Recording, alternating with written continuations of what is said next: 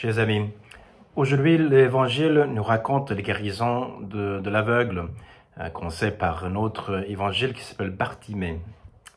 Et cet évangile m'a toujours frappé quand j'essaie de contempler le scène, d'imaginer Jésus qui passe devant un mendiant qui crie « Jésus, aie pitié de moi ».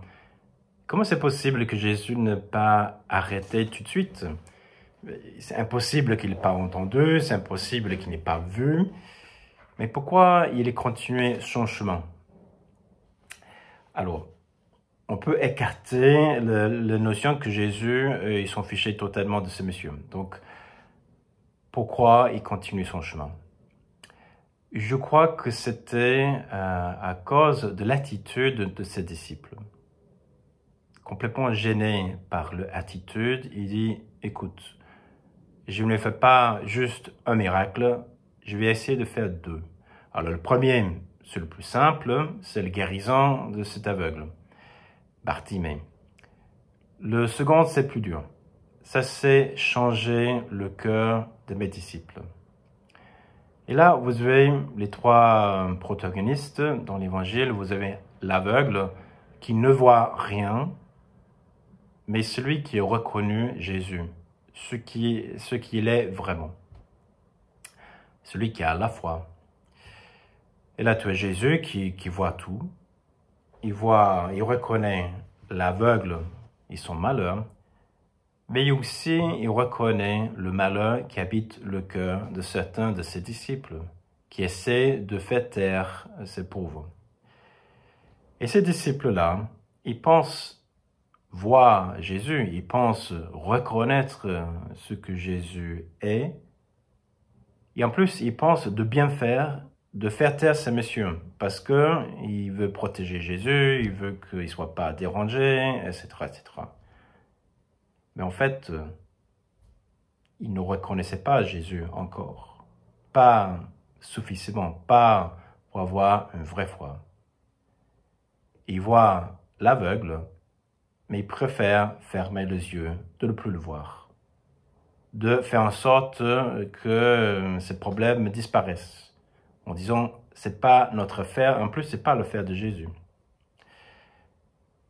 C'est pour cela, je crois que Jésus va plus loin.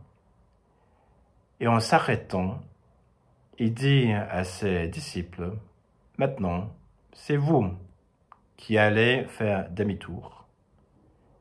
Et je vous oblige d'aller le chercher. Retracer tes pas et améliorer ou de refaire ce que tu as raté.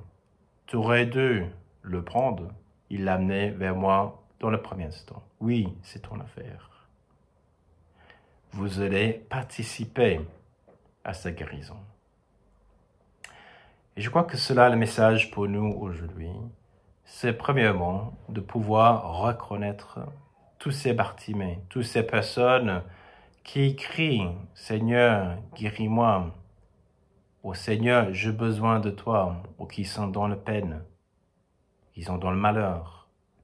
En lieu de penser « mais c'est bien que quelqu'un fasse quelque chose pour eux », d'entendre Jésus qui dit « va les chercher ». Et au lieu de protester en disant « mais Seigneur, mais je n'ai pas le temps, c'est pas moi, etc. Sûrement il y a d'autres personnes mieux équipées, ils ont plus de temps, plus de talent. » Jésus dit « va le chercher. Je veux que tu participes à cette rencontre que je veux établir entre moi et lui. » C'est là, dans le silence de notre conscience, qu'en repassant toutes ces personnes que le Seigneur a choisi de mettre sur notre chemin, identifier ces gens qui sont dans le malheur, ou qui sont perdus, ou qui sont aveugles, d'avoir le cœur comme Jésus, ce cœur sacré qui brûle d'amour, un amour passionné pour chacune de ces personnes, de dire « Seigneur, envoie-moi » afin que je puisse faciliter cette rencontre de prendre le temps, la peine de l'aimer suffisamment pour le prendre par la main et l'amener vers toi.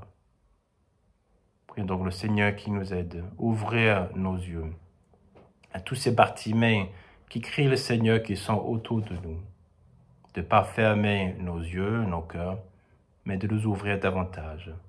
Entendre d'abord le voix du Seigneur qui nous envoie, qui nous donne la force, le temps, les talents, les ressources, de venir les aider, les accompagner sur leur route et de le mettre dans la présence de Jésus, le meilleur cadeau qui existe sur terre. Amen.